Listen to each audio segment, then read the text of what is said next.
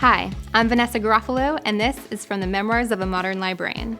This episode is on quick tips and shortcuts for database searching.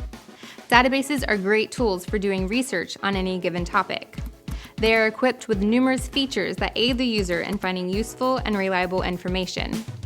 Some database platforms include EBSCO, ProQuest, SpringerLink, and more. But here's the problem. Many people struggle with using databases. Not only that, but many users are unaware of the many features that databases have to make searching more effective. As we live in a Google generation, people tend to be used to the single search box of search engines. Though search engines are a one-stop shop for websites, blogs, wikis, and more, they're not the ideal place for doing scholarly research. Search engines retrieve results using algorithms that combine the popularity and relevance of a link, among other things. On the other hand, databases retrieve relevant results based on specific keywords or subject terms used. Results can also be narrowed based on number of limiters such as publication year, subject, and format. Databases contain journals, newspapers, and other sources, many of which have undergone peer review. Many times, a person sees the default basic search page of a research database, and it reminds them of the single search box they see when using search engines. And the catch is, they're not the same. So here are a few tips and shortcuts for using databases. Tip number 1, try using the advanced search within a database. This gives you more than one box and allows you to search several relevant keywords at once. Tip number 2, use the Boolean operators and or not to combine your keywords in a single search. Okay, so now I'm sure you're asking yourselves, what are Boolean operators? Boolean operators are used to connect your keywords together and allow you to broaden or narrow your search, and allows you to search two or more terms together. For example, social media and blogs. Or allows you to search two or more similar terms together. For example, social networking and Facebook or MySpace. Not allows you to exclude a term from your search. For example, social media, not wikis. Tip number 3. If you know you're looking for the entire article, check the box next to the full text limiter. This will give you the results that include PDF or HTML full text of the resource. Also, check the box next to scholarly or peer-reviewed to ensure that you're finding results in scholarly journals.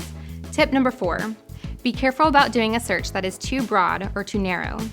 If you were to search the keyword social media and ProQuest Central, you would see that the database found over 4 million results.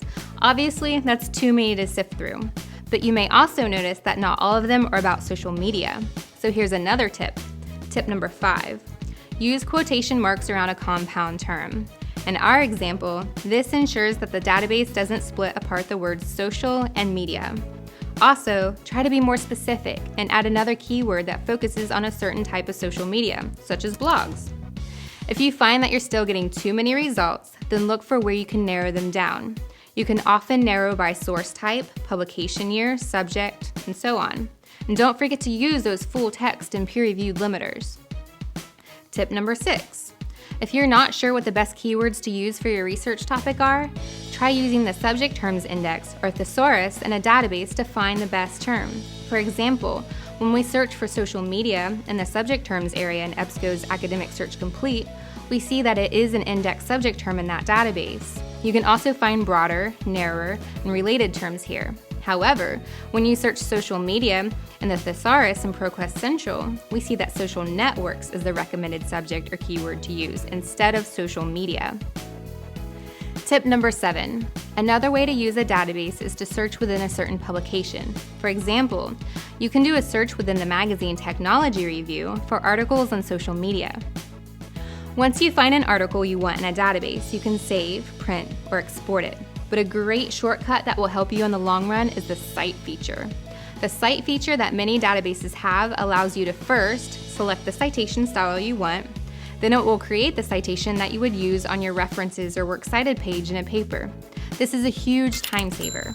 So there are a few tips and shortcuts to help make your database searches a little easier and more effective. Just remember that using research databases is not an exact science. For the most part, it's simply trial and error. But take the time to explore the different features that databases have and try to do more focused searches. It will save you a lot of time in the long run. As always, if you need help throughout the research process, don't hesitate to contact a librarian for help. Thank you for watching this installment of From the Memoirs of a Modern Librarian.